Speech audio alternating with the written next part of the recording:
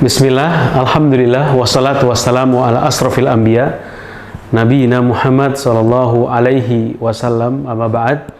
Sahabat-sahabat Opormed.id, para leader, para business owner yang alhamdulillah masih setia di dalam ruangan training, masih setia, masih semangat dalam mendengarkan materi yang dibawakan oleh fasilitator kami. Baik, alhamdulillah di video kali ini kita sudah masuk pada eksekusi yang kelima, yaitu team building.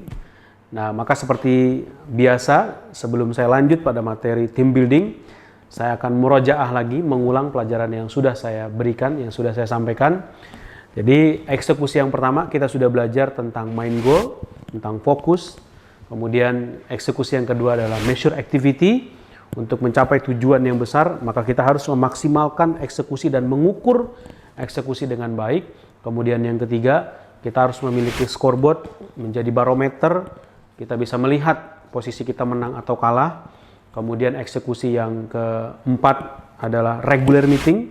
Kita harus melakukan pertemuan rutin untuk membahas, mengevaluasi, dan mereview apa-apa yang sudah kita kerjakan. Kemudian eksekusi yang kelima adalah team building. Nah, perhatikan teman-teman sekalian, barakallahu fikum. Di eksekusi yang kelima ini adalah team building. Jadi pada saat Anda mendengarkan materi ini, kita akan merubah mindset kita yang dari mikro, dari UKM. Yuk kita rubah mindset kita untuk lebih besar lagi, ya, mindset korporasi. Jadi ketika kita memiliki tujuan yang besar, ya, kita ingin beroperasi di skala besar, maka tidak akan pernah sanggup kita mengerjakan sendirian, teman-teman sekalian. Jadi, ya, ketika kita mau memiliki tujuan yang besar, omset miliaran bahkan puluhan miliar, ya, alangkah baiknya wajib atas kita untuk membangun organisasi yang besar, organisasi yang kompak, tim yang solid, dan tim yang militan, teman-teman sekalian. Jadi, ya, untuk beroperasi di skala besar, ya, kita harus lepas operasional.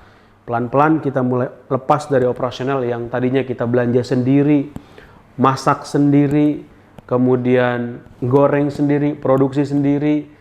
Maka pelan-pelan teman-teman sekalian, kita mulai delegasi ke orang yang tepat, kita mulai delegasi ke orang yang berpengalaman, kita mulai delegasi ke orang yang expert dan amanah. Sehingga kita sebagai leader, sebagai pemimpin, hanya berpikir tentang strategi, hanya berpikir tentang pengembangan, hanya berpikir bagaimana organisasi kita ini bisa memberikan banyak manfaat ke ribuan orang, bahkan ke jutaan orang. Dan bagi Anda yang muslim, Nabi SAW 14 abad yang lalu sudah mengajarkan kepada kita. Nabi SAW memiliki mimpi yang besar. Nabi SAW memiliki tujuan yang besar. Bahkan Allahu Akbar, ya, masuknya Islam ke Nusantara, ya, tanpa harus Nabi SAW, ya, menginjak ke Nusantara atau Nabi SAW berdakwah ke sini.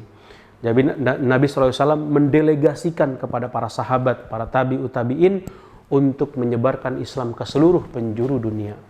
Dan bahkan di dalam sejarah, teman-teman sekalian, tercatat tidak pernah Nabi SAW dalam perperangan, gitu ya, dalam perperangan, dalam pertempuran, Nabi SAW senantiasa membawa para sahabatnya, membawa timnya untuk menguasai satu daerah, untuk menguasai satu negeri, teman-teman sekalian. Dan bahkan Allahu Akbar, bagi Anda yang muslim, teman-teman sekalian, cukuplah perang Badar ini menjadi inspiring motivasi Anda sebagai seorang leader. Ketika Anda berbicara tentang nilai-nilai syar'i, ketika Anda berbicara tentang nilai-nilai Islam, perang Badar 313 melawan musuh 1000. Jadi bandingnya 3, teman-teman sekalian. Perbandingannya 3. Jadi satu kaum muslimin melawan 3 musuh. Nah, artinya teman-teman sekalian, bagi Anda seorang leader muslim membawa nilai-nilai syar'i, maka, ya, Anda harus 3 kali lipat kekuatannya dibanding musuh-musuh Anda, teman-teman sekalian. Barakallahu fikum. Ini saja di penjelasan di eksekusi yang kelima. Nanti detailnya dari team building akan dijelaskan oleh fasilitator kami. Barakallahu fikum. Wassallallahu ala nabiyina Muhammad. Assalamualaikum warahmatullahi wabarakatuh. Salam eksekusi.